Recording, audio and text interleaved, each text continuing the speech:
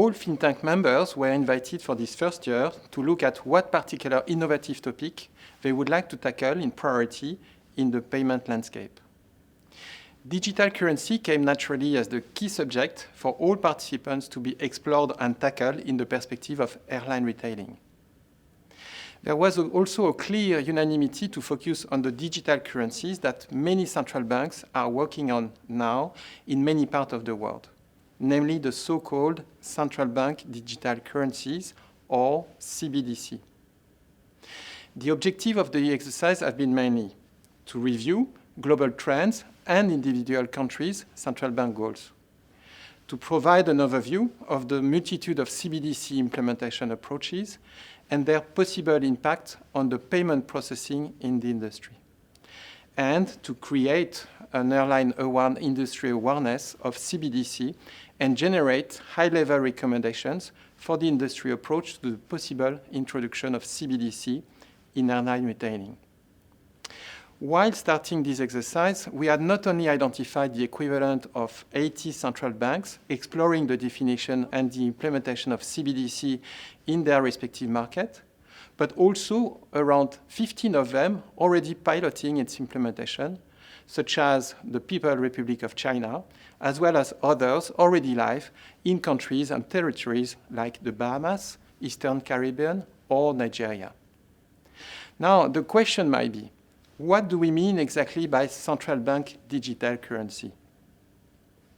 In simple terms, CBDC is the equivalent of digital banknote, digital form of money that could be used by individuals to pay businesses, shops, or each other, so-called retail CBDC, or used between financial institutions to settle trades in financial market, that is so-called wholesale CBDC. The team obviously focused in the exercise on the digital form of money in the retail activity and airline retailing especially. Then, looking at key markets, the group analyzed the rationale of implementing CBDC, the key principle retained by countries in the design of the payment instrument solution, and especially the key aspect of what's in it for the customer, for the airlines, under which legal, regulatory, and technology framework this is implemented. The group identified potential limitations or challenges to be addressed by airlines when looking at, in the future, at accepting this payment instrument for retailing. There are, in particular, two key aspects to consider. First, all initiatives of implementing CBDC have been thought first and foremost domestically and not with a global design. The airline business is international by nature, and the risk is a multitude of fragmented CBDC solutions exposing airlines to multiple efforts of implementation. Second, as being a digital form of the existing money, there is likelihood that all merchants in the future and at a certain stage might have to comply with the requirement of accepting CBDC when requested by its customers. Therefore, for the group, the question is not if, but when the CBDC will be progressively implemented in the different parts of the world. On the basis of what has been explored at time of the exercise, we estimate a timescale of 2 to 5 years to have major markets deploying and industrializing CBDC. CBDC will complement the usage of existing payments in retail, and CBDC might be an opportunity and source of value creation for airlines in adopting that new digital form of money. Therefore, the key message to airlines is stay tuned and continue monitoring the evolution of CBDC in your respective home market and relevant ones. To IATA, the message is to continue monitoring the evolution globally and, in consultation with the industry, financial, and distribution advisory councils, propose the implementation of industry actions in the areas of standards and advocacy if and when appropriate. Let me now invite you to watch the following panel discussion between our think tank team members going more into details about this topic and read later on the white paper issued. So I'd like to start with a bit of perspective. We hear a lot about new digital payment instruments coming now in the retailing landscape, new trends and new expectations from consumers about these new payment methods. Cryptocurrencies make the buzz, going down, going up, And now we hear more and more about many central banks exploring the implementation of digital money. But is it coming now, in particular in the airline industry? Is it to worry now for an airline to look at it as a possible payment instrument for its retailing activity? Marco, maybe would you like to take this first question? Yeah, it's definitely worth to worry about, as we need to monitor the situation globally. A lot of banks are working on new forms of payment. It's a counterpart to the cryptocurrency. As we see, there are already more than 80 countries working on it. Analyzing the CBDC, the potential as well. On the other part, we have a lot of customers requesting always new forms of payment to have it easier, faster. And as there are so many changes in the past 5 to 10 years, technology is moving, regulations are coming. It's the adaptation to the airline environment. We definitely need to take a look at it and to work on it. So that's why it's a clear yes. Thanks, Marco. You mentioned briefly about regulations and other aspects to consider. Are there any legal or regulatory aspects to consider for the airlines? So are there any particular issue or challenges for the airlines to be aware of? Thank you, Philip. Okay, first let me identify or let me explain what are the difference between cryptocurrency and CBDC. The main difference is centralization, where CBDC is centralized, issued by central bank, whilst cryptocurrency is decentralized. And CBDC also is not a stable coin, which are a form of cryptocurrency that is pegged to another asset. A CBDC would not be pegged to a fiat currency. It is a fiat currency by itself. As for enforcement, as this is a digital form of money issued by the central bank, we think that merchants need to support this CBDC at a longer term. Thank you, Suraya. So if we focus now on the customer experience and the airline merchant experience, how friendly would be CBDC for both parties? Does it require specific capabilities from technology standpoint? Is it similar to other digital payment instruments? Thomas, could you please elaborate on this? Sure. The user experience is promising to be quite straightforward. You set up a wallet with either your bank or the central bank, and that wallet will then hold the balance, either an account balance or it will actually hold the physical tokens. So pretty much like with any other digital cryptocurrency. You'll be able to access the balance or the digital tokens either through your phone or through your computer. And for a purchase, the merchant will have to display its own payment credentials, so its own wallet identifier, together with the amount, together with the currency, and maybe some additional data. And then you scan that QR code with your mobile phone, and basically brings up a payment confirmation, you confirm the payment, and it's done. So the merchant, from his perspective, he either can host that wallet in his own infrastructure, or he can reuse its existing payment infrastructure through the existing payment providers, the gateways, the acquiring banks, to add the CBDC, just like any other form of payment that the airline is currently accepting. So really not much different from a user experience when you used to use a wallet.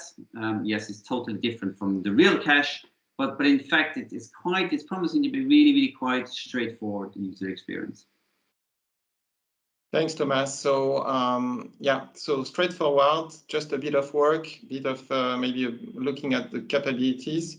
But is it really worth for an airline implementing CBDC? Is it really important for an airline to accept such a payment instrument? Soraya mentioned earlier about some possible challenges or limitations depending on the design of CBDC. But if we put these aspects aside, what's in it for an airline about supporting CBDC as payment instrument for its customers? Could CBDC actually bring some value creation for the airline? How? How do you see that, Liam? So I think in terms of value creation, I think there's a number of opportunities and benefits for airlines, customers, and also the intermediaries as well. but it's also going to be determined by the rate of adoption of CBDC. So I think as we see market adoption gain traction, increases its presence and opportunity to differentiate the product offerings that we make within those markets where CBDC is being adopted and maturing. I think this can support the airlines in maximizing conversion, increasing their market share in those markets as well. And it's doing that by presenting the customer with their preference for the payment method in each of those markets. Another benefit is to consider is by allowing customers to pay using their digital currencies, is increasing that payment security through CBDC by the central bank and associated technologies. I think this is a key driver of customer preference and in time can drive customer retention. Furthermore, acceptance of central bank digital currencies will continue to support the digitalization drives that we're seeing from both the consumer side and the airline and agency side of the business, which has also been accelerated throughout the pandemic. And then finally, I think of the key aspect of any new form of payment implementation and the wider payment strategy is customer centricity, putting the customer at the center of the strategy, allowing them to transact in an easier, efficient and seamless manner across the whole journey based on what the requirements and needs are. I think in terms of considerations for the airline side, I think that CBDC is not just a payment strategy piece, it's a wider element of the commercial strategy for an airline. Dependent on how CBDC is adopted and the implementation by the central banks, airlines might seek to opportunities to incentivize the usage, which could contribute to expanded sales or customer retention. I think while CBDCs present a wide range of opportunities, we have to consider some of the challenges that will be presented. As we've also spoke about, the international nature of an airline business, combined with somewhat with the fragmented approach of domestic initiatives, this could be and is likely to be an additional cost and complexity for an airline. For instance, the approach and driver behind initiative may vary from central bank to central bank, making it more difficult for the airlines to implement across their footprints. So listening to you, Liam, there are potentially some great opportunities in perspective for an airline to start with CBDC once this is made available in a country. So how do you see that moving forward? Is it something airlines need really to worry now? Any timescales airlines shall have in mind? Any recommendation for airlines, for the industry? Marco, maybe? Yes, sure. As we're convinced that CBDC will come, it's not a question when that will come, but it definitely will come. We know that it will take around 2 to 5 years. Every country has their own analysis ongoing and their own implementations and tests ongoing. We as airline industry, we need to remember to work on the limitations, to keep to be aware, to delete this limitation, to have our customers being able to use the CBDC globally. This is why we recommend every airline to monitor in their own country what is the status and the evolution of CBDC and let IATA know what is going on. And we would as well recommend IATA to continue to monitor the evolution of CBDC globally and to propose the implementation of an industry action in the areas of standards and advocacy, and in particular for the international usability of CBDC. Mm-hmm. Thank you, Marco. We almost arrive at the end of our discussion. Before concluding, I'd like maybe a last few words from everyone about how do you see CBDC as a payment instrument for airlines to accept, the opportunities you foresee, any challenges, any last recommendation for the airlines and the industry. Would you like to start, Soraya? Yes, thank you, Philip. As mentioned by my colleagues Marco just now, where CBDC may be a source of value creation for the airline, and this is expected to increase with the adoption of the new digital form of money. As such, we as an airline are encouraged to monitor the implementation of CBDC in our respective countries. Thank you, Soraya. Thomas? Yeah, so adding the CBDC in your own country will be pretty straightforward. You are in control of who is who, it's easy to register. But just imagine you have to add a CBDC for every currency that you're accepting today. This is where we're going to need collaboration. This is where we're going to need standards and the common industry knowledge. We need to work together to make this feasible for everybody. Thank you, Thomas. Marco? exactly what Thomas mentioned, working together to get rid of all these limitations, because if we will not able to use it globally, then it will not be in the big interest for all of us, customer and airlines. And this is why we should mainly really focus on it. Thanks, Marco. Liam? Yeah, absolutely. So I think it could really present an opportunity to support our digital transformation journeys while still putting the customer at the center of those demands and meeting those demands. However, as my colleagues have said, it's not without its challenges, legal implementation and infrastructure, which we need to be considered at an international level. I'd like to thank you and thank all think tank participants that contributed to this exercise. CBDC in airline retailing, we see, might bring opportunities for airlines and industry. We invite you now to read the white paper and stay tuned on any development.